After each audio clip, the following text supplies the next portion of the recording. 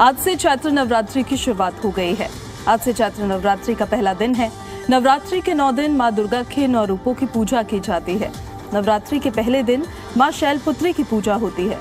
नवरात्रि में कैसे करें विधि विधान से पूजा, माँ शैलपुत्री को कैसे करें प्रसन्न, व्रत में किन किन बातों का ख्याल रखें, आज का दिन खास क्या रहने वाला है। हमारे साथ मौजूद है ज्योतिषाचार्य वाई राखी जी। बहुत स्वागत है मैम आपका। जय माता दी, नमस्कार। सबसे पहले शुरुआत करेंगे माता के स्वरूप के साथ, माँ शैलपुत्री के स्वरूप के साथ। उनका किस तरह का स्वरूप है उसके साथ आप जरा वर्णन करते हुए बताइए। नमस्कार। सबसे पहले आप सभी देखने वालों को नव वर्ष की बहुत बहुत शुभकामनाएं। जी हाँ, आज से विक्रम संवत 2081 भारत का नव वर्ष हिंदू कैलेंडर शुरू होता है। So wish you a very very happy new year. आज से चैत्र मास के नवरात्रे आरंभ है। अगर माँ दुर्गा के रूप की बात की जाए, स्वरूप की बात की जाए, तो वृषभ पर बैठी हुई है। माँ के एक हाथ में त्रिशूल और एक हाथ में कमल का फूल है। बहुत ही सौम्य रूप है। इनका नाम शैलपुत्री है। अगर नवरात्रि के इस 9 दिन की बात की जाए तो शक्ति का ये पर्व है, यानी कि शक्ति का, शिव को पाने का जो 9 दिन का सफर है वो है। यानी कि पार्वती माँ की पूजा जरूर करें। शैलपुत्री बहुत ही ज्यादा पक्षियों की जो है रक्षा करने वाली होती हैं। ये आपको ज्ञान प्रदान करने वाली होती हैं। इनकी बात की जाए तो हिमालय की पुत्री हैं। इन्होंने बहुत कष्ट और तकलीफें पाकर शिव को तपस्या करके प्राप्त किया। इनका स्वरूप आपको सब कुछ देने वाला है।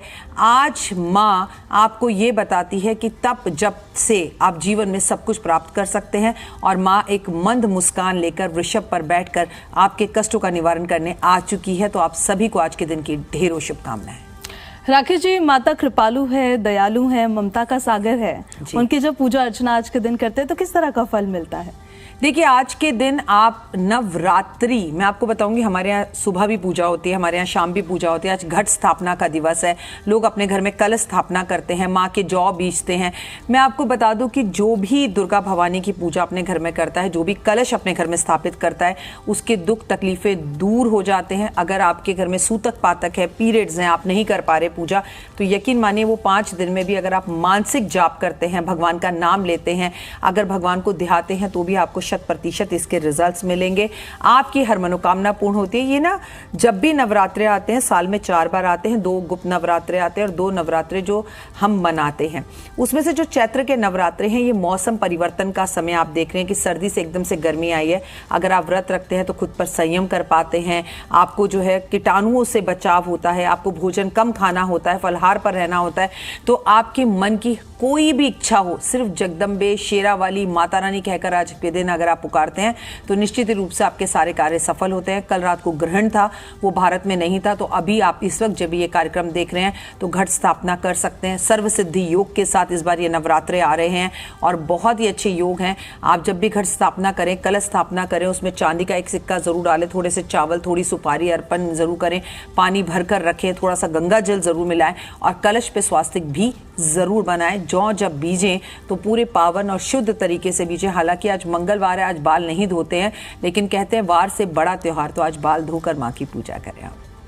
अब हम अगर जाएं पूरे विधि पर कि माँ की अगर आरती करनी है, उनकी अर्चना करनी है, तो विधि विधान क्या होता है, पूरी पूजा की विधि क्या होती है? देखिए, आपको सबसे पहले अगर आपके यहाँ कलश स्थापना होती है तो आप कलश स्थापना कीजिए। कलश पे एक नारियल जरूर रखिए। मैंने आपको कलश के अंदर क्या क्या सामग्री डालनी है वो बताई। और लाल कपड़े में कलश को जो है, वो जो नारियल है उसे लपेटिए जरूर। और नारियल का मिस यूज ना हो। आज आप घर के मंदिर में तो नारियल अर्पण करेंगे, लेकिन सामाजिक तौर पर भी लोग नारियल अर्पण करने जाते हैं, तो उस नारियल पर हल्दी लगा लें। माँ को बेहद पसंद है। इसके बाद मैं आपसे कहूंगी कि जो जौ बीजते हैं उसमें रेत और मिट्टी का समावेश होना चाहिए। कईयों के घर गेहूं बीजा जाता है तो कईयों के घर केवल जौ बीजी जाती है। माँ की अखंड ज्योत आप जला रहे हैं तो इस साल का राजा मंगल है और जो मंत्री है वो शनि है। इस संवत का नाम क्रोधी है। इस वर्ष लोगों को क्रोध बहुत आएगा, गुस्सा बहुत आएगा, रिलेशंस बहुत खराब होंगे, इस तरह का अग्निकांड बहुत होंगे, भूकंप बहुत आएंगे, आतंकवादी हमलों का होना, मौसम का परिवर्तन होना और बहुत बहुत ज़्यादा जो है गर्मी का पड़ना, इन कष्टों से अगर आपको बचना है तो आज हनुमान जी का सुंदरकांड का पाठ भी ज़रूर करें। आज अपने घर में माँ की अखंड ज्योत जला रहे हैं तो उसमें 2 लौंग और कपूर ज़रूर जलाएं। अगर आप अपने घर की नकारात्मकता को दूर करना चाहते हैं तो कपूर लैंप अपने घर में जलाना आज के दिन अनिवार्य है। आज किसी छोटी सी बच्ची को अपने घर में बुलाकर, अगर आप ही की बिटिया है तो अपनी ही बिटिया के पैरों में आलता लगाएं। अपने ही बच्चे को आप अच्छे से बिंदी अच्छे से सजाकर लहंगा वगैरह पहनाकर माता रानी का स्वरूप मानकर अपने मस्तक को उनके चरणों में रख दीजिए। ये सबसे बड़ी भक्ति है। बिल्कुल, सौभाग्यता मिलती है, स्थिरता मिलती है। लेकिन माता को प्रसन्न कैसे किया जाए? सिर्फ जगदम्बे बोलकर, माता रानी बोलकर, संयम रखकर। आपको नॉनवेज नहीं खाना है 9 दिनों में, प्याज लहसुन का आपको प्रयोग नहीं करना है। कोशिश कीजिए धरती पर सोएं, कोशिश कीजिए कम खाएं, कोशिश कीजिए कम बोलें, माँ के मंत्रों का जाप जरूर करें। इससे आपको माँ की सिद्धि और आशीर्वाद मिलता है। और देखिए, हमेशा से मैं आपको इस चैनल पर एक बात बोलती आ रही हूँ, आप माँ दुर्गा के लिए सोने का हार बना लीजिए, उसका कोई मायने नहीं है। लेकिन जब तक आप अपने घर में बैठी हुई सासू माँ और माँ के साथ रिश्तों को अच्छा नहीं करते तो सासू माँ के पैर छूकर उनके आशीर्वाद लीजिए। आज साउथ इंडियन तरीके से उगादी भी है, आज नववर्ष मनाया जाता है, वहाँ पर बहुत सारी जगहों पर आज नववर्ष है, भारत का भी नववर्ष है। तो मैं कहूँगी अपने बड़ों के पैर छू के, मम्मी पापा के पैर छू के उनका आशीर्वाद लें, सासू माँ के साथ रिश्ते सही करें, माँ को जिस चीज़ की ज़रूरत है वो दिलाएं। और माँ का सच में आशीर्वाद पाना चाहते हैं, दुर्गा भवानी का, तो अपनी माँ को आज मंदिर जरूर लेके जाएं। राखी जी, इस बार क्या कोई खास सहयोग बन रहा है, और अगर बन रहा है तो किस तरह का सहयोग बन रहा है, उससे किस तरह का फल मिल सकता है? माता घोड़े पर बैठकर आ रही है बेटा इस बार, और घोड़े पर बैठकर क्या होता है, युद्ध होता है। तो इस बार युद्ध की स्थितियां देश और दुनिया में बहुत ज्यादा रहेंगी, और जिस तरह के किसान विरोध होते हैं, आंदोलन होते हैं, वो और देखने के लिए मिल सकते हैं। माँ के इस बार के नवरात्रों में सर्व सिद्धि योग बन रहा है, अमृत योग बन रहा है, शश योग बन रहा है, बहुत सारे योग बन रहे हैं। शनि खुद अपने घर की जो है कुंभ राशि के अंदर है और मंगल उनके साथ बैठा है। वहीं पर सूर्य नीच राशि में बैठा हुआ है, मीन राशि में राहु उसके साथ बैठे हुए हैं, जो कि सूर्य का राशि परिवर्तन बस कुछ ही दिनों में होने वाला है। मैं आपको एक बात बता दूं, अगर मंगल के इस क्रोधीन हमें रूप से बचना है, अग्निकांडों से बचना है, तो हमें माँ दुर्गा की पूजा के साथ साथ इस बार हनुमान जी को भी ध्याना पड़ेगा, कर्म करने पड़ेंगे। अगर आप व्रत नहीं रख सकते, आपको कोई बीमारी है, तकलीफ है, तो उन लोगों का व्रत पूर्ण करने में मदद कराइए जिन्होंने व्रत रखा हुआ है। जैसे उन्हें कुछ कुट्टू का आटा, सिंघाड़े का आटा, कोई भी सामग्री दिलवा दीजिए। आप व्रत रखें ना रखें, लेकिन लोगों की मदद करें, क्योंकि जो देंगे वही मिलेगा। Just believe in Karma.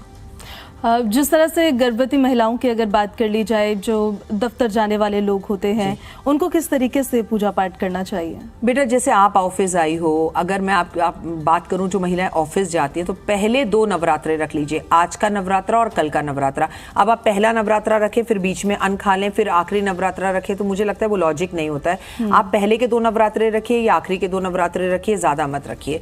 अगर आपके ऊपर वर्कलोड बहुत ज्यादा है, आप नवरात्रे नहीं रखना चाहते, मत रखिए, लेकिन मानसिक जाप कीजिए। आपको जब भी मौका मिले माँ की पूजा, आराधना, अर्चना जरूर कीजिए, माँ का नाम जाप कीजिए।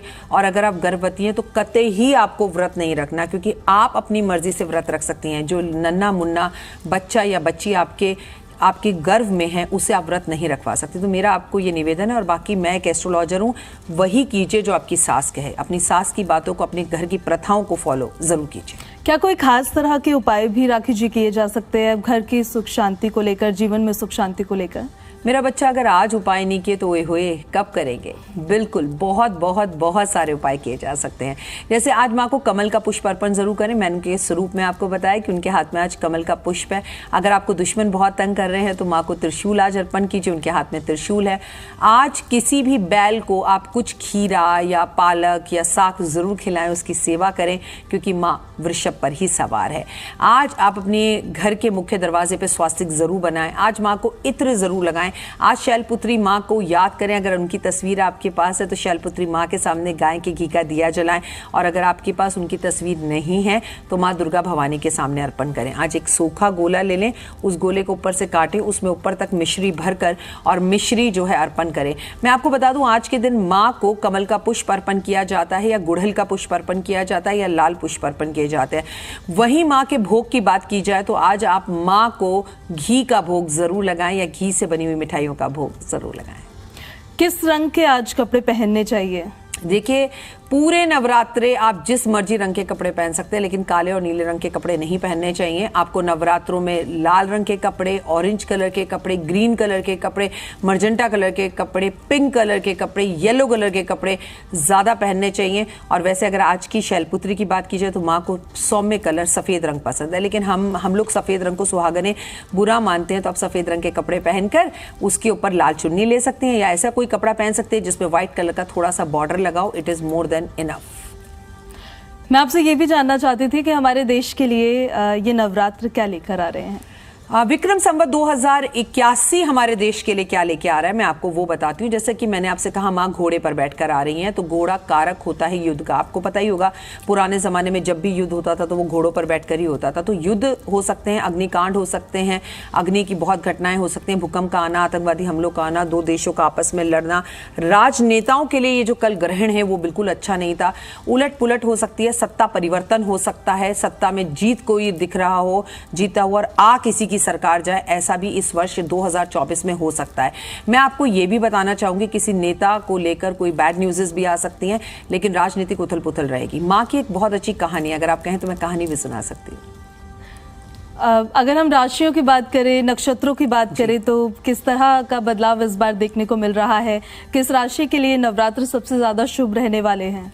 मेरा बच्चा, सबसे पहले आज के पंचांग की बात कर लेते हैं। मैं अगर आपको बताऊं तो आज चंद्रमा मीन राशि में है और रेवती नक्षत्र है सुबह 7:30 बजे तक, उसके बाद अश्विनी नक्षत्र हो जाएगा। और आज विक्रम संवत है, शुक्ल पक्ष है और नववर्ष भारत का शुरू हो रहा है। अगर नववर्ष की बात की जाए तो क्रोधी संवत है, इसका नाम ही है क्रोधी, तो लोगों को गुस्सा बहुत आएगा। मेष राशि की बात कर लेते हैं। मैं आपको उपाय बताऊंगी राशि अनुसार। ये आपके लिए समय अच्छा रहेगा, ये साल आपके लिए अच्छा रहेगा, लेकिन आपको अचानक से आपका प्रमोशन इंक्रीमेंट हो सकता है, लेकिन सत्ता परिवर्तन, यानी कि आपको अचानक से ऐसा भी हो सकता है कि एक शहर छोड़ के दूसरे शहर जाना पड़े। आज आप माँ को गुड़ का भोग लगाएं। वृषभ राशि वालों के लिए वर्ष बहुत अच्छा है, विदेश से आएंगी गुड न्यूज़। आज आप माँ को शक्कर का भोग लगाएं।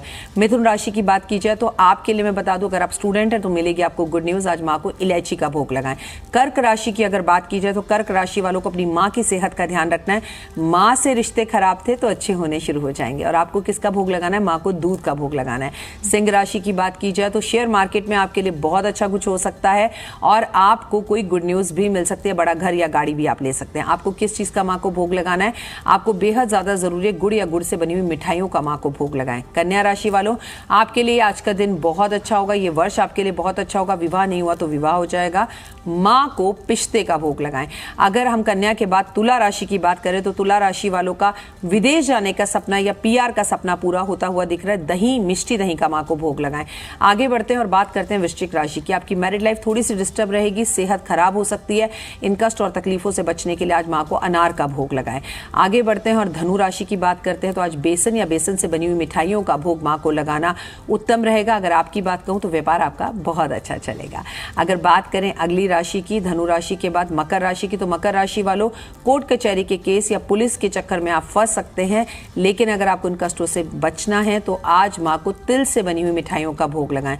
कुंभ राशि, जहां पर शनि और मंगल की युक्ति है, गुस्सा बहुत ज्यादा आएगा, घर में बेवजह झगड़ा करेंगे, BP और शुगर आपको इस वर्ष बहुत तंग कर सकता है, इनसे बचना है। तो आज सरसों के तेल का दिया माँ के सामने जलाएं। घी के दिया जलाने के बाद सरसों के तेल का दिया जलाएं। मीन राशि वाले, जहां सूर्य इस वक्त गोचर कर रहे हैं, चंद्रमा भी आप ही की राशि में है, तो मूड थोड़ा सा परेशान हो सकता है। मूड स्विंग्स और एंजाइटी की प्रॉब्लम से इस वर्ष आपको बचना है और आपको ध्यान रखना है क्योंकि आप पे चल रही है शनि की सारसती। तो आज आप माँ को केले का भोग लगाएं। राखी जी, जो माँ शैलपुत्री की आराधना करना चाहते हैं, आज दिन भर किन मंत्रों का उच्चारण उनको करना चाहिए? मंत्रों की बात की रहे तो या देवी सर्वभूतेषु शक्ति रूपेण संस्थिता, नमस्तस्ते नमस्तस्ते नमस्तस्ते नमो नमः। अगर आप शैलपुत्री की पूजा करना चाहते हैं तो ओम ह्रीं क्लीं चामुंडाय विचा, ओम शैलपुत्री नमः, ये जाप आप मंत्र कर सकते हैं। गायत्री मंत्र का जाप कर सकते हैं। मैं आपको बता दूं कि शैलपुत्री की पूजा करने से हमारा सूर्य ग्रह बहुत अच्छा होता है। सूर्य इस वक्त नीच राशि मीन राशि में है और उसे कल ग्रहण भी लगा है। ये ग्रहण अगले 1 महीने तक और अगले 7 महीने तक दुनिया में उथल पुथल हमें दिखाने वाला है। तो अगर आप अपना सूर्य अच्छा करना चाहते हैं, अगर आपका सूर्य अच्छा हो गया तो यकीन मानिए आपकी कुंडली में सभी ग्रह बहुत अच्छे हो जाएंगे। तो आज आप माँ की पूजा आराधना अर्चना करेंगे तो सूर्य अच्छा होगा। सूरज को जल दें, ओम आदित्याय नमः, ओम सूर्याय नमः का जाप भी जरूर करें। घर की सुख शांति के लिए क्या करना चाहिए लोगों को, जिनके घरों में पारिवारिक कलेश चल रहे हैं या कहीं किसी को नकारात्मकता ऐसी महसूस हो रही है, तो उन लोगों को क्या करना चाहिए? मेरा बच्चा, अभी तो चल नहीं रहे हैं ग्रह कलेश। आज मंगल के इस साल में ग्रह कलेश अभी शुरू होंगे। हाँ, बहुत सारे बॉलीवुड हॉलीवुड से हमें डाइवोर्स के केसेस भी आते हुए सुनाई देंगे। इनसे अगर आपको बचना है ना, आपके जीवन में कष्टों को खत्म करना है, तो उठिए, नहाइए धोइए, अपने घर की चौखट धोइए, वहां दिए जलाइए, वहां गुलाब की पत्तियां अर्पण कीजिए। अपने घर के मुख्य द्वार पर चंदन का और चमेली का तेल मिलाकर, चंदन और चमेली का तेल मिलाकर आप वहां पर अपने हाथों से स्वास्तिक बनाइए, हटाइए, फिर अगले नवरात्रे बनाइए, फिर हटाइए, फिर अगले नवरात्रे बनाइए।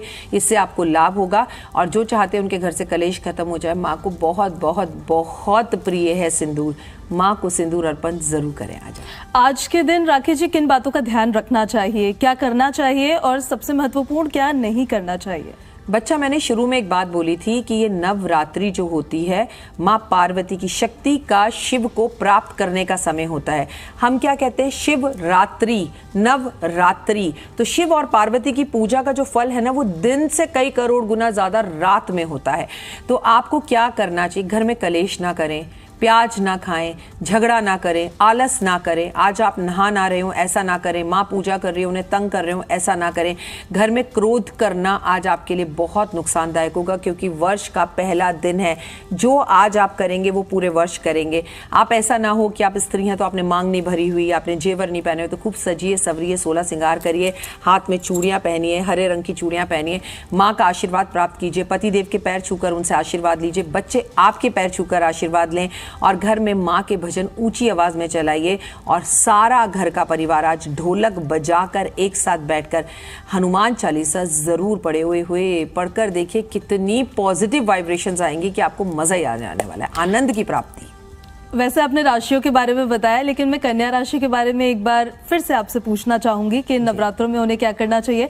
पर्सनल इंटरेस्ट भी है मेरा कि इन 9 दिनों में कन्या राशि वालों को किन बातों का ध्यान रखना चाहिए। कन्या राशि वाले, राशि का स्वामी बुध है और बुध ने उन्हें पिछले साल बहुत तंग किया है। कन्या राशि वाले पिछले साल बहुत परेशान रहे हैं, तो आप चिंता मत करो, सारी परेशानियां दूर हैं। आपका आने वाला टाइम बहुत अच्छा, इंक्रीमेंट, प्रमोशन या आपकी जो लव लाइफ या पर्सनल लाइफ डिस्टर्ब चल रही थी उसमें काफी राहत मिलेगी। सिर्फ और सिर्फ गणपति महाराज को हरी इलायची अर्पण करें, हरी हरी दूर्बा अर्पण करें और आज से ही कन्या राशि वाले गणेश चालीसा पढ़ना शुरू कर दें। ओए होए, फिर देखिए जिंदगी में कितना बदलाव आएगा। आप अपनी तरफ से दर्शकों को कुछ बताना चाहती है, कोई मैसेज देना चाहती है नवरात्रि के इस पावर अवसर पर? मैं कहानी सुनाना चाहती हूँ जी। मैं आपको बता दूं कि जो शैलपुत्री हैं उनके बारे में मैं आपको बता दूं कि उन्होंने बहुत जन्म लिए शिव को प्राप्त करने के लिए, बहुत बार तपस्या की। तो जब वो सती के रूप में थी, तो सती के रूप में वो राजा दक्ष के घर में उन्होंने जन्म लिया और उनको शिव से प्यार हो गया और वो अनुभूति हुई कि मुझे शिव से विवाह करना है। विरोध करके बड़ी परेशानियों के साथ राजा दक्ष कभी नहीं चाहते थे, उन्होंने शिव से विवाह किया। जब शिव से विवाह हुआ तो राजा दक्ष ने कसम खा ली कि मेरी बेटी आज से मेरे लिए मर गई है, मैं ना शिव को अपना दामाद मानता हूं ना मैं बुलाऊंगा। उन्होंने एक बहुत बड़ा यज्ञ किया और पूरे ब्रह्मांड को उस यज्ञ में बुलाया, शिव और पार्वती को नहीं बुलाया। ये बात किसी तरह से पार्वती माँ को पता चल गई, तो उन्होंने शिव से आग्रह किया कि मुझे अपने मायके जाना है। तो आज के दिन आपने पूछा ना क्या ना करें, तो अगर पतिदेव मायके जाने के लिए मना कर रहे हैं तो प्लीज मत जाइए, इससे आपका अहित होगा, हित कभी नहीं होगा। तो उन्होंने कहा शिव ने कि पार्वती देखो, हमें वहां इन्वाइट नहीं किया गया, हमें वहां नहीं जाना चाहिए। तो पार्वती माँ ने बोला स्त्री हट, मैं तो जाऊंगी। और वो वहां गई तो उनके पिता ने शिव का और उनका अपमान किया और उन्होंने अपने आप को अग्नि में, जिस कुंड में हवन हो रहा था, उसमें अपने प्राण त्याग दिए। ये आज की कहानी है शैलपुत्री की। आगे की 9 कहानियां 9 दिन आपको लगातार मैं सुनाती रहूंगी। बिल्कुल, बहुत बहुत शुक्रिया राखी जी आपका।